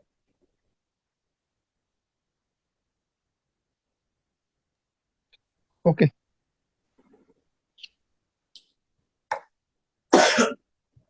এখন দেখি আমরা ফলিক অ্যাসিড, ফলিক অ্যাসিডের ডোজটা কতটুকু, 0.2 milligram per KG per day, দৈনিক একবার করে। তো এখন ফলিক অ্যাসিড আমাদের বাংলাদেশে যে ট্যাবলেট গুলো থাকে, এটা একটা ট্যাবলেটের মধ্যে 5 মিলিগ্রাম থাকে, ঠিক আছে। এখন এটা সহজ ইয়ে হচ্ছে আপনার 25 কেজিতে একটা ট্যাবলেট, নর্মালি 24 কেজি বলা হয় আর কি। 24 কেজিতে আপনার ফলিক অ্যাসিড একটা ট্যাবলেট পাবে। আর যদি ওজন 12 কেজি হয় তাহলে অর্ধেক, আর যদি 6 কেজি হয় তাহলে 1/4। যদি এর মাঝামাঝি তো ওজন হয়, লাইক 7 কেজি, 8 কেজি, 9 কেজি, তখন? সেক্ষেত্রে আপনি ধরেন 12 কেজিতে তো হাফ পাচ্ছে, 6 কেজিতে হচ্ছে 1/4 পাচ্ছে, ঠিক না। এখন যদি 9 কেজি হয় তাহলে সেক্ষেত্রে আপনি 1/3 দেন, অসুবিধা নেই। একটা ট্যাবলেট কি এত এত ভাগ করা ফলিক অ্যাসিডটা তো ওই যে যেটা করা হয়, ফলিক অ্যাসিড কিন্তু মানে যায়? 4 ভাগ, ইউজুয়ালি 4 ভাগ করা যায়। ওটা মাঝখানে একটা ইয়ে থাকে। ফলিক অ্যাসিড এখন সিরাপ ফর্মে পাওয়া যায়, হ্যাঁ, স্কয়ার কোম্পানির B9 নামে আছে। ট্যাবলেট গুলো এরকম থাকে আর কি। তো এদিকে ভেঙে ফেললেন, ভেঙে এটাকে, কারণ ওই ফলিক অ্যাসিড তো অনেক সময় একবারই ছোট বাচ্চা নিউনেটের ক্ষেত্রে, নিউনেটোলজির মধ্যে পাবেন, ওদের ক্ষেত্রে অনেক সময় সাপ্লিমেন্টারি দেওয়া হয়। তখন দেখা যাচ্ছে 1/4, এই যে 4 ভাগের 1 ভাগ ভেঙে ওটাকে দুধের সাথে মানে মিক্স করে দেখা যাচ্ছে খাওয়ানো হয়, ওটা ভাঙা যায়। এরপরে বলা হয় যে যে বাকি যেগুলো থাকবে, দাম কম তো, এক পাতা মনে হয় 10টার দাম 5 টাকা যত সম্ভব, তো যতটুক থাকবে ততটুক ফেলে দিবেন, বাকিটা অনেক সময় ফেলে দেওয়া হয়। সিরাপ সিরাপ ফর্মে ডোজটা কিরকম হবে? ওই যে B9 নামে একটা পাওয়া যায় কিন্তু। ওটা তো অ্যাভেলেবেল না, সিরাপ ফর্মে যেটা আছে ওখানে কনসেন্ট্রেশন হিসেবে আপনার হিসাব, ডোজটা হলো এটা 0.2 মিলিগ্রাম পার কেজি পার ডোজ পার ডে। জি, আচ্ছা। এটা এখন তো আমরা, তাহলে ওডি ফর্মে দেওয়া হয় না, মানে এক বেলা বা এরকম? হ্যাঁ, এক বেলায় দেওয়া হয়, এক বেলায়। ভিটামিন কে, হ্যাঁ, আমরা যদি ফ্যাট সলিউবল ভিটামিন গুলো দেখি, ভিটামিন এ, ডি, আর কি ই, ভিটামিন কে। ভিটামিন কেটা দেখেন, মানে এটা 1961 থেকে American Academy of Pediatrics has recommended supplementing low level of vitamin K in newborn with a single shot of vitamin K given at birth. Vitamin কেটা এখন হসপিটালে বাচ্চা জন্ম নিলে, তো বাচ্চা হেলদি হোক অথবা আনহেলদি হোক, সব ক্ষেত্রে ভিটামিন কেটা বাচ্চাকে দিয়ে দেওয়া হয়। এই ইনজেকশন K1 নামে পাওয়া যায়। হ্যাঁ, কারণ হচ্ছে যে মানে বাচ্চার কি ভিটামিন কে ডেফিসিয়েন্সি আছে কি নাই ওটা আমরা জানি না। যদি ভিটামিন কে ডেফিসিয়েন্সি থাকে থাকে, সেক্ষেত্রে কি হবে, dangerous bleeding in newborn and infant, dangerous bleeding হতে পারে, গাম ব্লিডিং হতে পারে, বডির বিভিন্ন জায়গায় ব্লিডিং হতে পারে, সেই জন্য ভিটামিন কেটা দিয়ে দেওয়া হয়।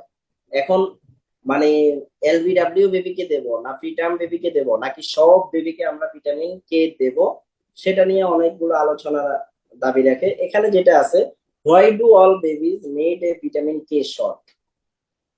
হুম, এখন আমি সাপোজ যে বাচ্চা, আমরা ভিটামিন কে তো আমার ব্লিডিং প্রিভেন্ট করবে, এখন বাচ্চা নর্মালি হেলদি বেবি, এখন তার কোনো ব্লিডিং নাই, আমি তাকে কেন ভিটামিন কে দেব? আমি কি ওয়েট করব যে তার কি ব্লিডিং হচ্ছে বা কোনো সমস্যা হচ্ছে এটার জন্য কি ওয়েট করব? কয় যে না, দরকার নাই কোনো waiting, no need in waiting to see if your baby needs a vitamin K shot, maybe too late. এখন এখানে যে বিষয়টা বলা হচ্ছে, সবগুলো বাচ্চাকে, all babies are born with very low level of vitamin K because it does not cross the placenta well.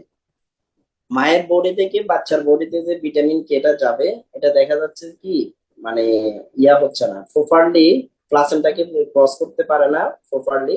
সেক্ষেত্রে দেখা যাচ্ছে প্রতিটা বাচ্চার মধ্যেই জন্মের সময় কিছু পরিমাণ ভিটামিন কে ডেফিসিয়েন্সি থাকে। এখন আমি ব্লিডিং এর জন্য কেন অপেক্ষা করব না? কারণ হচ্ছে যে babies can bleed into their intestine, আর ব্রেনের মধ্যে ব্লিডিং হতে পারে। এখন ইন্টেস্টাইনে ব্লিডিং হলে অথবা ব্রেইনের মধ্যে ব্লিডিং হলে মানে মাইনর হ্যামোরেজ হচ্ছে, ইন্টারনাল ব্লিডিং হচ্ছে, এগুলো তো দেখা যাচ্ছে না। তো দেখা না গিয়ে হঠাৎ কি হতে পারে, একটা লাইফ থ্রেটিং কন্ডিশন তৈরি হতে পারে। সেই জন্য যে কোনো বাচ্চা জন্মগ্রহণ করবে তাদেরকে কি দেওয়া হবে, ভিটামিন কে শটটা দিবে। ব্রেস্ট মিল্কের মধ্যে স্মল অ্যামাউন্ট অফ ভিটামিন কে থাকে, সেজন্য সেটাও এনাফ না। এই জন্য বাইরে থেকে একটা ভিটামিন কে শর্ট সাপ্লিমেন্টারি দিবে, যাতে করে বাচ্চার ফার্দার কোনো হ্যামোরেজিক ম্যানিফেস্টেশন প্রিভেন্ট করা যায়। এখন ভিটামিন কে এর ডোজ কতটুকু, আমরা কয়টা ডোজ দেব, কতটুকু দেব, এটা একটু আমরা দেখে নিই। ডোজ হচ্ছে normally 3 dose are usually given orally for healthy term baby who does not have risk of bleeding. Normally healthy baby হলে তাকে 3টা ডোজ দেওয়া হবে, 3টা ডোজ। এটা ইনজেকশন K1 mm নামে পাওয়া যায়। হ্যাঁ, 0.2 ml থাকে, খুব একটু অল্প পরিমাণ থাকে, এখানে 2 মিলিগ্রাম থাকে। তো প্রথম ডোজটা ইমিডিয়েটলি আপনার বার্থ, জন্মের পর পরে ইনিশিয়ালি। এখন তো দেখা যাচ্ছে যে লেবার রুমে দিয়ে দেওয়া হয়। এটা ইন্ট্রামাসকুলারলিও দেওয়া যেতে পারে, আবার এটা ওরালিও দেওয়া যেতে পারে, অসুবিধা নাই। আর সেকেন্ড ডোজটা কবে দিবে, সেকেন্ড ডোজটা দিবে 4th ডে অফ এজ। এখন যদি কেউ চতুর্থটা দিতে পারলো না, তাহলে এটা মানে 4 to 7 ডে, 4 থেকে প্রথম 1 সপ্তাহের মধ্যে দিয়ে দিতে পারবে, অসুবিধা নাই। তাহলে আমার প্রথম ডোজটা জন্মের পরে, সেকেন্ড ডোজটা হচ্ছে 4 দিন, চতুর্থ দিন, আর থার্ড ডোজটা হচ্ছে 28তম দিনে দিবে। এটা হেলদি বেবি, হসপিটাল বেবি, যে কোনো বেবি, ইভেন বাসায়, গ্রাম অঞ্চলে এখন হোম ডেলিভারি এখনো অনেক বেশি পরিমাণ আছে। হোম ডেলিভারি একবারে মানে বাসার মধ্যে বাচ্চা ডেলিভারি হয়, তো সেক্ষেত্রেও কিন্তু আপনি দিতে পারবেন, দিতে হবে তাদেরকে। তাহলে এটা দেওয়ার জন্য আলাদাভাবে কোনো সাইন সিমটম দেখার দরকার নাই, না না, কোনো এটা বাচ্চাকে দিয়ে সবার দেওয়া জন্য। যাবে? কারণ হচ্ছে যে সব বেবি একটু মানে স্মল অ্যামাউন্ট অফ ভিটামিন কে নিয়ে আসে, এবং যতটুকু তাদের বডিতে থাকে এটা বডির জন্য এনাফ না। সেজন্য ভিটামিন কে ডেফিসিয়েন্সি প্রিভেন্ট করার জন্য প্রোফাইলেকটিক্যালি এটা সকল বেবিকে দেওয়া হবে, হেলদি বেবি হোক অসুস্থ বেবি হোক সবাইকে। এখন এখানে একটা বিষয় দেখেন, for neonate at high risk of haemorrhage, যাদের হ্যামোরেজিক রিস্ক থাকে, যেমন বাচ্চাটা প্রি ম্যাচিউর হয়ে গেল, 34 উইকস এর আগে হয়ে গেল, অথবা তার নিউনেটাল কোনো ডিজিজ, অথবা তার পিএন এর বেবি, হুম, অথবা difficult delivery and illness which will delay feeding, বাচ্চা মানে জন্ম নিছে খাইতে পারতেছে না, মানে বাচ্চাটা হেলদি বেবি না, বাচ্চাটা বিভিন্ন ডিজিজ নিয়ে জন্মগ্রহণ করছে। ওইসব ক্ষেত্রে আপনি কি করবেন, ওইসব ক্ষেত্রে আপনাকে প্রথম যে ডোজটা আছে, ফার্স্ট ডোজটা, সেটা আইএম দিবেন, সেটা ওরালি না দিয়া আইএম দিবেন।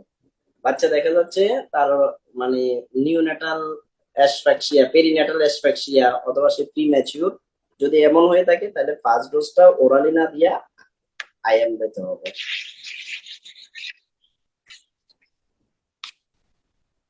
ভাইয়া সব জায়গায় সব প্রোটোকল খাটানো যায় না।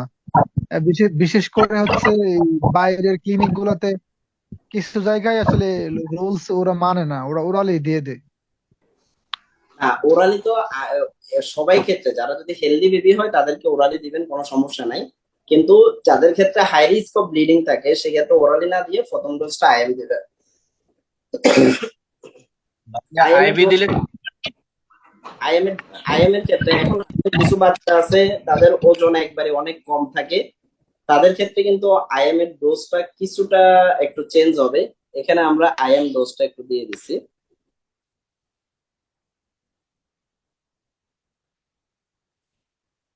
এই যে এ লোয়ার ডোজ, নরমালি আমাদের 1 milligram of vitamin K IM for infant, যদি তাদের 36+ জেস্টেশনাল এজ থাকে তাহলে তাদেরকে 1 মিলিগ্রাম দেওয়া যাবে। আর যদি তাদের জেস্টেশনাল এজ 36 সপ্তাহ, 36 উইকস এর কম হয়, তাহলে ভিটামিন কে এর ডোজটা একটু চেঞ্জ হবে। সেক্ষেত্রে দেখেন, আমরা এখানে একটু আগে যেটা দেখলাম, ভিটামিন কে নরমালি আমাদের 2 মিলিগ্রাম থাকে, ইনজেকশন K1 mm এখানে 2 মিলিগ্রাম থাকে। আমরা 2 মিলিগ্রাম দিলে কোনো অসুবিধা নাই। কিন্তু যদি প্রি ম্যাচিউর বেবি হয়, হুম, এখন দেখা যাচ্ছে যে তাদের ওজন আন্ডার 1 কেজি, তখন তাদেরকে 0.4 ml দেওয়া খাওয়ানো হবে। 1 কেজি থেকে 1.5 কেজি হলে 0.6 ml, আর 1.5 থেকে 2 কেজি হলে 0.8 ml।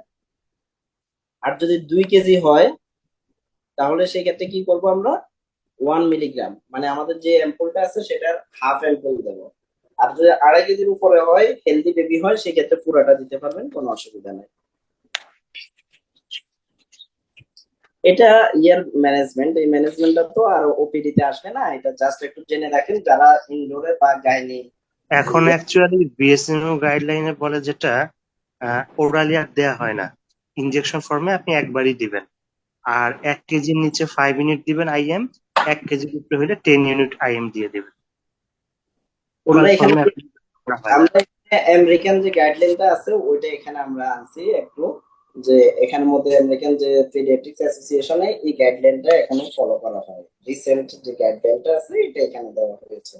মানে আমার কথা হচ্ছে দিতে হবে, এখন ওরালি দেন বা আইএম ফর্মে দেন, দেওয়াটা ইম্পর্টেন্ট। 3টা ডোজের কথা এখনো বলা হয়।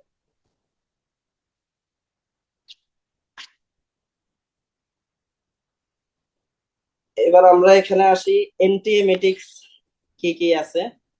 তাহলে অনেকগুলো ড্রাগ আলোচনা হলো, এখন অ্যান্টিএমেটিক্স সম্পর্কে কিছু আলোচনা করব। অনডানসেট্রন আছে, এগুলো হচ্ছে 5-HT3 অ্যান্টাগনিস্ট। এরপরে প্যালানোসেট্রন আর ডমপেরিডন, 3টা ড্রাগ অ্যান্টিএমেটিক্স হিসেবে খুব বেশি পরিমাণ ব্যবহার হয়। অনডানসেট্রন এটা এমস্টেট, এনসেট, জফরা বিভিন্ন নামে পাওয়া যায়। এই সিরাপ ফর্মে আছে, ট্যাবলেট ফর্মে আছে। তো বাচ্চাদের জন্য আমাদের সিরাপ ফর্মটাই মনে রাখতে হবে, যে সিরাপ ফর্মের মধ্যে যদি আমরা দেখি 1 চামচের মধ্যে থাকে 4 মিলিগ্রাম, 1 চামচে থাকে 4 মিলিগ্রাম। এখন ডোজ কে, বাচ্চার ডোজ হবে 0.15 মিলিগ্রাম পার কেজি পার ডোজ। দৈনিক এটা 3 বার দেওয়া হয়। বমিটিং থাকলে দেবে, বমি না থাকলে 3 বার দেওয়া লাগে না। যে আপনার যতবার বমি হয়, মানে যে কয়দিন বমি থাকে তখন দিবেন। দেখছে তার 2 বেলা বমি হলো, 3য় বেলা আর বমির খুব একটা ইয়া নাই, তখন হয়তো আর লাগবে না। তাহলে এখানে মিলিগ্রামের হিসাবে এটা একটু মনে রাখবেন, কারণ এটা আইএম ফর্মও দেওয়া হয়, অনেক সময় কি হয় ওটা আইভি ফর্মও দেওয়া হয়। তাহলে আমাদের যে ডোজটা আছে, ডোজটা হচ্ছে 0.15 মিলিগ্রাম পার কেজি পার ডোজ। এখন ওরালি আমরা দিলে কতটুকু দেব, ওরালি আমরা দেবো 0.2 ml পার কেজি পার ডোজ। সহজে মনে রাখ, যদি আমরা রাখি তাহলে 10 কেজির জন্য পাবে 2 ml, 10 কেজিতে পাবে 2 ml। এখন 1 চামচে থাকে 5 ml, 10 কেজিতে পাবে 2 ml। তাহলে আপনাকে 2 ml একটু হিসাব করে দিতে হবে। তাহলে 2 ml কতটুকু, আধা চামচ থেকে একটু কম। আধা চামচ থেকে একটু কম তো আপনি লিখবেন না, আপনি সেক্ষেত্রে 10, যদি তাদের কাছে ইয়া থাকে, ড্রপার থাকে, তাহলে বলে দেবেন যে আপনি ড্রপারে করে 2 ml করে খাওয়াবেন 10 কেজি হলে। অথবা আপনি আধা চামচ রেখে দিবেন, ড্রপার পাচ্ছে না, আধা চামচ রেখে দিলেন। এখানে অন্যান্য সেক্টর এটা, মানে আধা চামচ খেলেও এখানে খুব একটা সমস্যা হবে না। তাহলে সহজে মনে রাখেন, 10 কেজিতে আধা চামচ দিনে 3 বার। তার বমি যতক্ষণ থাকবে ততক্ষণ, সব সময় লাগবে না। 10 কেজিতে আধা চামচ, তাহলে এমস্টেট 10 কেজিতে আধা চামচ। এখন যদি বয়স যদি 4 বছরের বেশি হয়, সেক্ষেত্রে কিন্তু এমস্টেট 4 মিলিগ্রাম আপনি ট্যাবলেট দিতে পারেন। ওএফটি মানে মুখের মধ্যে দিলে কিছু ট্যাবলেট আছে এমস্টেট, এটা মুখে দিলে গলে যায়, ওইটা আপনি দিতে পারেন মোর দেন 4 ইয়ার। আর 12 বছর বা এর চেয়ে পর যারা আছে তাদের ক্ষেত্রে এমস্টেট 8 মিলিগ্রাম 8 ঘন্টা পর পর।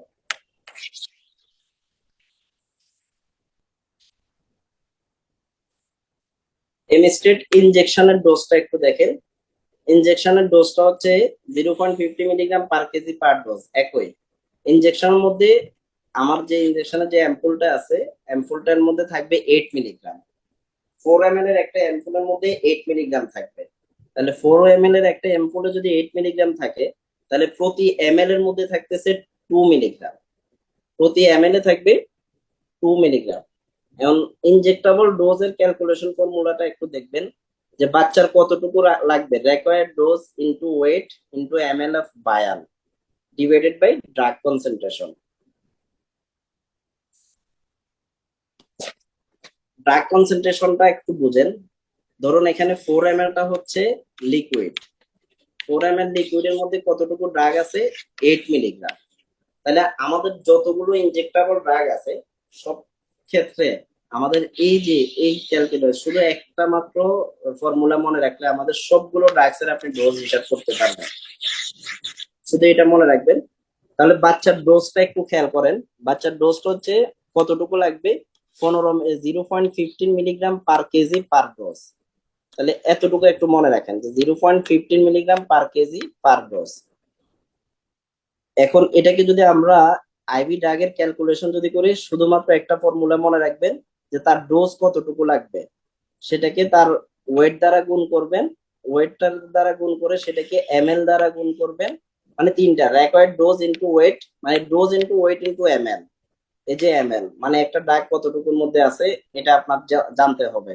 ইনজেকশন খুব বেশি নাই, 8-10টা আছে, এগুলো মাথায় রাখতে হবে।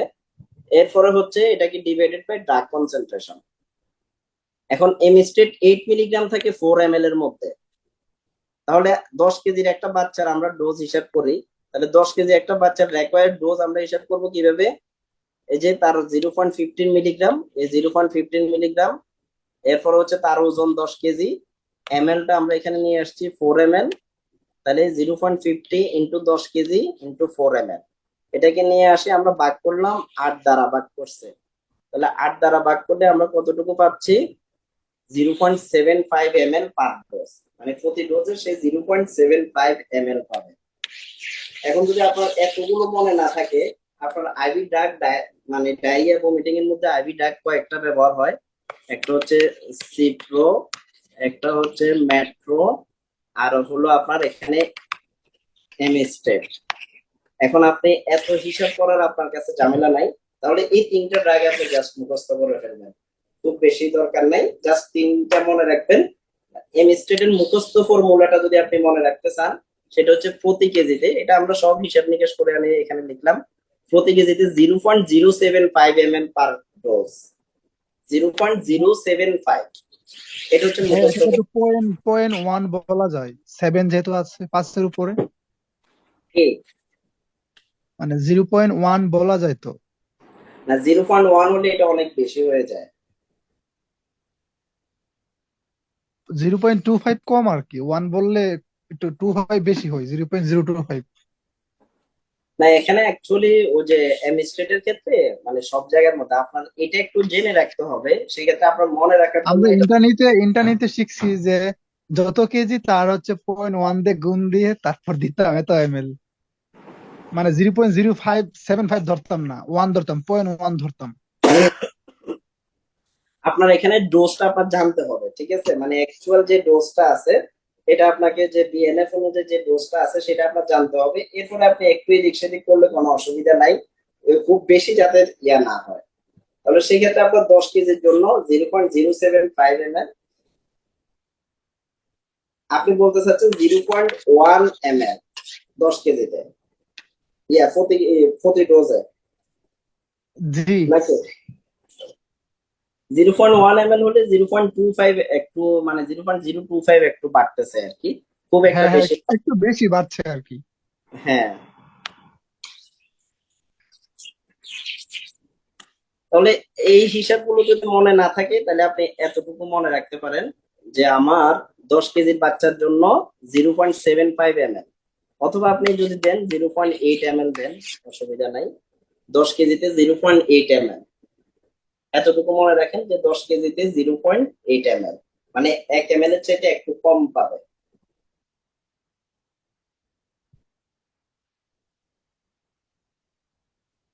আর যদি আরেকটু বেশি দিতে চান সেক্ষেত্রে ওই যে যেটা বললেন, একটু মানে যদি আমাদের একটু এটা মনে রাখতে যদি কষ্ট হয়, সেক্ষেত্রে 10 কেজিতে 1 ml মনে রাখলে 5 কেজিতে 0.5 ml, একটু বেশি হবে আর কি, খুব একটা বেশি হবে না, ওটাতে খুব একটা অসুবিধা হবে না। বেশি দিলে তাড়াতাড়ি বমি বন্ধ হয়ে যাবে। বমি বন্ধ হয়ে যাবে। ওইগুলো অ্যাকচুয়ালি মানে যেগুলো ডাকগুলো আছে ভমিটিং এর যেগুলো, এগুলো মানে সিএনএস এর মধ্যে গিয়ে কাজ করে, তো এই কারণে এগুলোর ডোজটা মানে এক্সাক্ট ডোজটা দেওয়া দরকার আর কি। আমাদের যে সেন্ট্রাল নার্ভাস সিস্টেমের মধ্যে যে ড্রাগ গুলো কাজ করে সেন্ট্রাল নার্ভাস সিস্টেমের মাধ্যমে, ওই ড্রাগস গুলো মানে ডোজটা মেনটেন করাটা একটু জরুরি।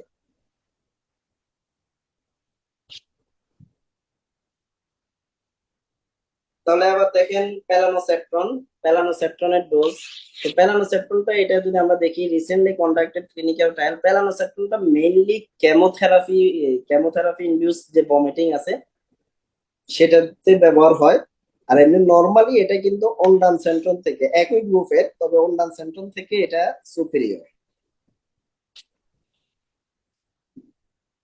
এটার ডোজটাও তেমন। ইনজেকশন প্যালোক্সি নামে পাওয়া যায় এটা। এটার ডোজ অনেক কম থাকে, এটা 0.075 মিলিগ্রাম/ml থাকে। 1 মাসের উপরে 1 ভায়াল ওয়ান্স ডেইলি, দৈনিক একবার করে দিবে। মানে এটা এটা 0.075 আছে, আবার 0.15 মিলিগ্রামেরও আছে। তো এখানে নর্মালি এটা দেওয়া হয় ইনজেকশন প্যালোক্সি। 1 মাসের উপরে হলে এটা একটা ভায়াল দেওয়া যায়। আর ট্যাবলেট যদি দেন তাহলে প্যালোক্সি 0.5 মিলিগ্রাম অর্ধেক করে দিবেন, দৈনিক অর্ধেক করে। অ্যাডাল্টদেরকে আপনি দিতে পারেন, মানে ভমিটিং তো ওই এমিস্টেটের চাইতে খুব দ্রুত এবং খুব র্যাপিডলি খুব ভালো কাজ করে। হ্যাঁ, বাচ্চাদের জন্য কি প্যালাক্সিনটা দেওয়ার দরকার আছে? মানে যদি এমিস্টেটে যদি হয়ে যায় তাহলে কি আগেই প্যালাক্সিটা কি? না, এমিস্টেটে দিবে। প্যালোক্সিটা তো একটা রিজার্ভ কেমোথেরাপির জন্য একটু রেখে দেওয়া হয়।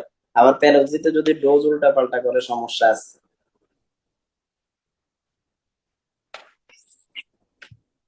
আর যদি বেশি ভমিটিং হয়, এমিস্টেট দিচ্ছেন কাজ হচ্ছে না, তাহলে নেক্সট ডোজ আপনি প্যালোক্সি দিতে পারেন।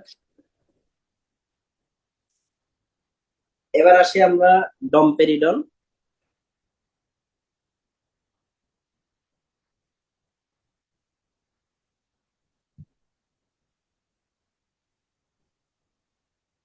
তো ডমপেরিডন এটার ইন্ডিকেশন নাউসিয়া, ভমিটিং, জার্ডের ক্ষেত্রে দেওয়া হয়। ডমপেরিডনের ডোজটা একটু দেখেন কি নামে পাওয়া যায়, মোটিগেট নামে পাওয়া যায়। 12 কেজি ওজন হলে আধা চামচ থেকে 1 চামচ করে দিনে 3 বার আপনি দিতে পারেন। ডমপেরিডনটা ইন্টেস্টাইনাল মোটিলিটি মানে বাড়ায়। এরপরে ডাউনওয়ার্ড মুভমেন্ট, পেরিস্টালসিস বাড়ায়। পেরিস্টালসিস বাড়ানোর মাধ্যমে এটা কি করে, আবার ইয়ে করে আপনার ভমিটিংটা একটু কমায় দেয়। হ্যাঁ, তো জার্ডের ক্ষেত্রে ব্যবহার হয়, নাউসিয়াতে ব্যবহার হয়, ভমিটিং এ দেওয়া যায়। এটার ডোজটা হচ্ছে 0.2 থেকে 0.4 মিলিগ্রাম, মানে রেশিওটা 0.2 মিলিগ্রাম করেও দিতে পারেন, 0.4 মিলিগ্রাম করেও দিতে পারেন। তো যেসব বাচ্চার খাবার রুচি নাই তাদের ক্ষেত্রে আপনি ডমপেরিডনটা একটু দিতে পারেন। কিন্তু বাচ্চা যদি ডায়রিয়া থাকে সেক্ষেত্রে ডমপেরিডন দেওয়া যাবে না, ডায়রিয়া বাড়াই দিবে। তো খাবার রুচি কম থাকলে ডমপেরিডন কিভাবে মানে অ্যাপেটাইট বাড়ায়? তো ডমপেরিডন স্টমাক এমটি টাইমটাকে কমায় দেয়। আমাদের নর্মালি স্টমাকের মধ্যে যে খাবারগুলো ধরেন 4 ঘন্টা থেকে 6 ঘন্টা থাকার কথা, কেউ ডমপেরিডন খেলে এটা আর্লি স্টমাক থেকে পেরিস্টালসিস হয়ে নিচের দিকে চলে যাবে, ডাউনওয়ার্ড মুভমেন্টটা বাড়ায় দিবে। ডাউনওয়ার্ড মুভমেন্ট যদি বেড়ে যায়, স্টমাক আর্লি খালি হবে। স্টমাক যদি আর্লি যদি এমটি হয়, তাহলে সেটা হাঙ্গার সেন্টারকে স্টিমুলেট করবে। হাঙ্গার সেন্টারকে স্টিমুলেট করলে তাড়াতাড়ি খিদে লাগবে। দেখা যাচ্ছে অনেক সময় খাবারের যদি আধা ঘন্টা 40 মিনিট আগে যদি কেউ একটা ডমপেরিডন খায়, তাহলে সেক্ষেত্রে খাবার স্টমাকের মধ্যে যদি কোনো ফুড কন্টেন্ট থাকে সেগুলো খুব র্যাপিডলি দেখা যায় ডাউনওয়ার্ড মুভমেন্ট হয়ে যায় এবং তাড়াতাড়ি হাঙ্গার সেন্টার স্টিমুলেট হয় এবং খিদে লাগে। তো এই ক্ষেত্রে ডমপেরিডন অ্যানোরেক্সিয়াতে কাজ করে। আর ফিমেলদের কি করে ডমপেরিডন, প্রোলাক্টিনের লেভেলটাকে একটু বাড়ায় দেয়, প্রোলাক্টিন হরমোনের লেভেলটাকে বাড়ায় দেয়। কারণ কি, ডমপেরিডন এটা ডোপামিন রিসেপ্টরকে ব্লক করে দেয়। ব্রেস্ট ডোপামিন রিসেপ্টর ব্লক হলে যদি ডোপামিন কমে প্রোলাক্টিন বাড়বে। এটা একটা মানে বোর্ডের একটা মেকানিজম। ডোপামিন কমলে প্রোলাক্টিন বাড়ে, আবার ডোপামিন বাড়লে প্রোলাক্টিন কমে। তো সেক্ষেত্রে ডমপেরিডন প্রোলাক্টিন বাড়ায় কি করে, ওটা ব্রেস্ট মিল্ক সিক্রেশন বাড়ায়। তাহলে ডমপেরিডনের ইয়েটা আপনি মনে রাখেন, 12 কেজিতে আধা চামচ থেকে 1 চামচ করে দিনে 3 বার। এখন যদি 6 কেজি হয় বা আরো কম হয়, সেক্ষেত্রে ড্রপ আছে, ডমপেরিডন ড্রপ আছে, ড্রপ গুলো আপনি দিতে পারেন। ডমপেরিডন পেডিয়াট্রিক ড্রপ যদি আমরা দেখি, এটা ডিপ্লাক্স নামে পাওয়া যায়, ওমিডন ড্রপ নামে পাওয়া যায়। 1 মিলিগ্রামের মধ্যে থাকে 1 ml এর মধ্যে, মানে ড্রপের 1 ml এর মধ্যে 5 মিলিগ্রাম ড্রাগ থাকে। 15 ফোঁটা, প্রতি ফোঁটাতে 33 মিলিগ্রাম থাকে।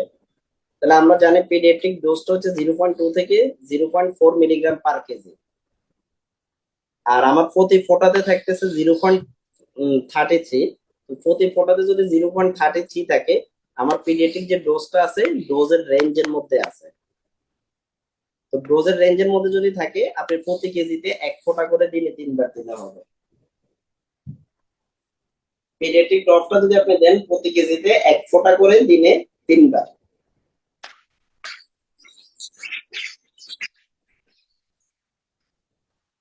1 থেকে 1.5 ফোঁটা পর্যন্ত দেওয়া হয় এখন। সর্বোচ্চ 2 ফোঁটা, 2 ফোঁটার বেশি না।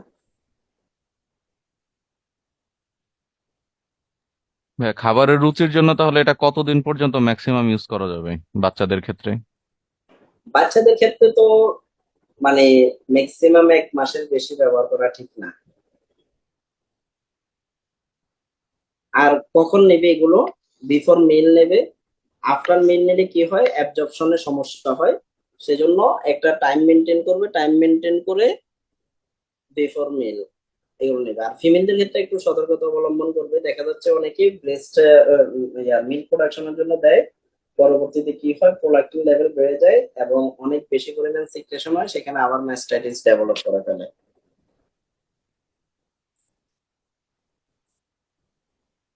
অ্যান্টি ফাঙ্গাল এজেন্ট কি কি আছে বাচ্চাদের?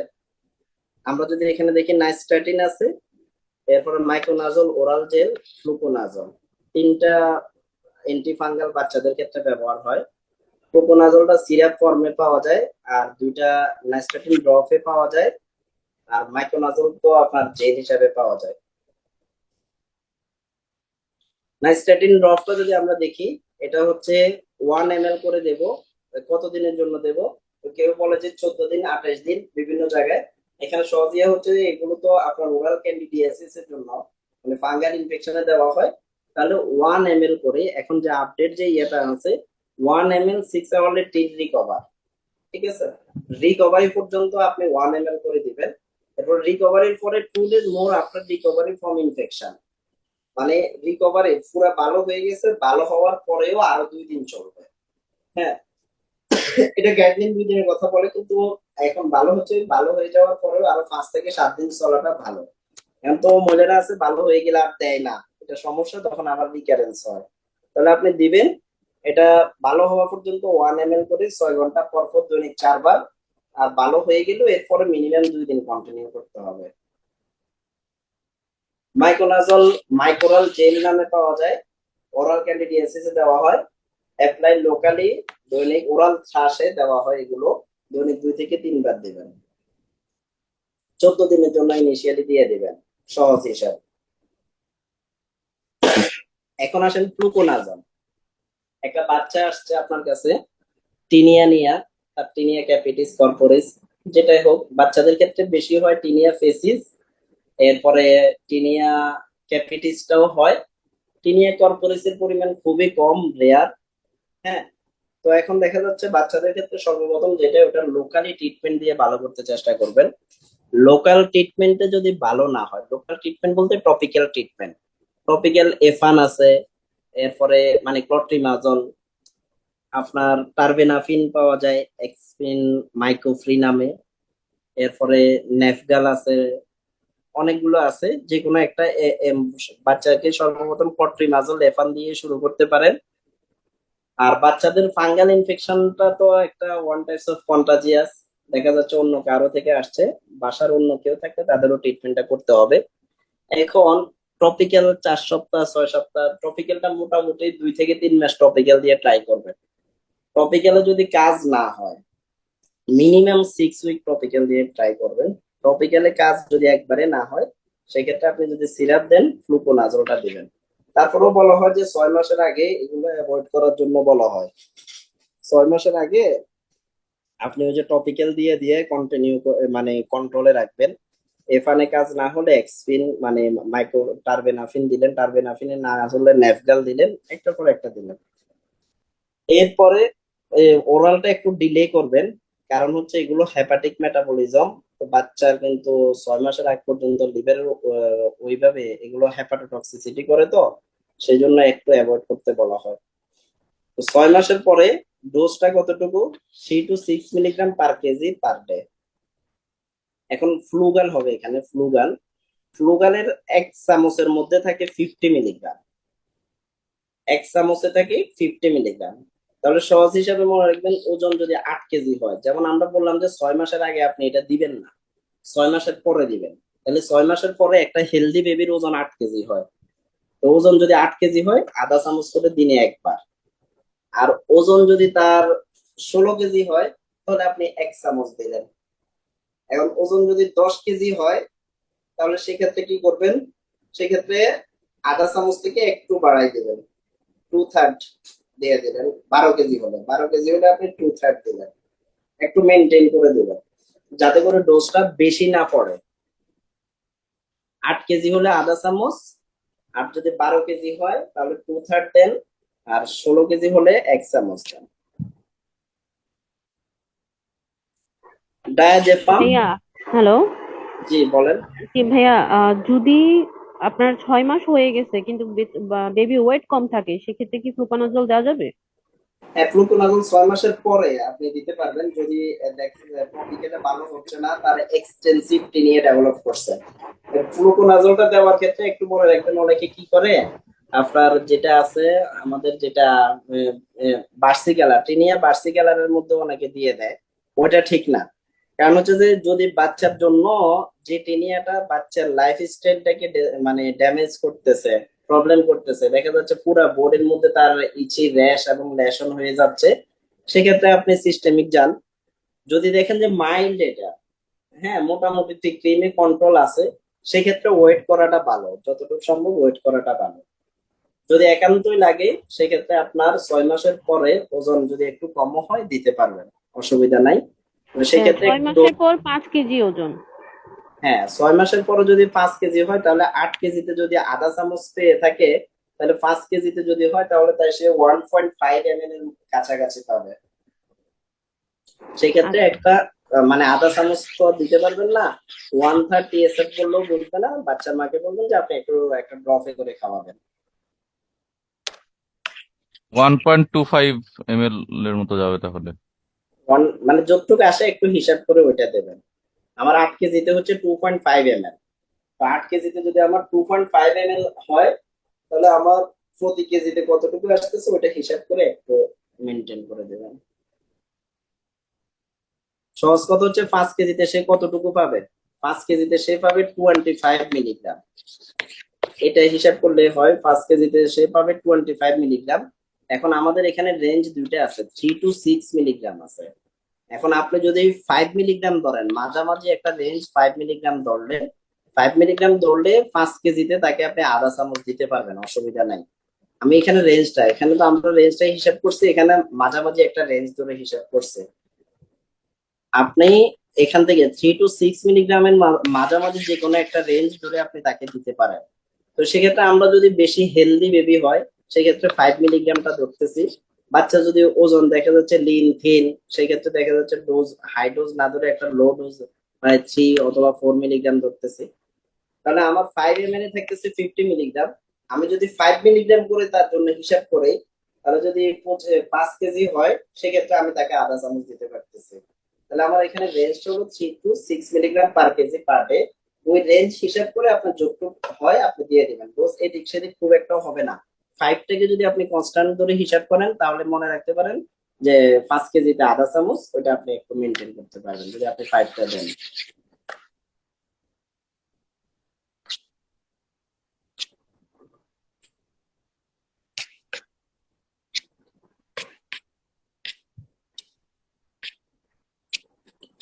আচ্ছা, আজকে এখানে একটু শেষ করে দিচ্ছি, এখন থেকে আমরা পরে আলোচনা করব। আচ্ছা, আপনাদেরকে একটা বিষয় জিজ্ঞেস করতে চাচ্ছিলাম আর কি, একটু বললে ভালো হয়। ইয়ে কে ম্যাম আইবি না কেন?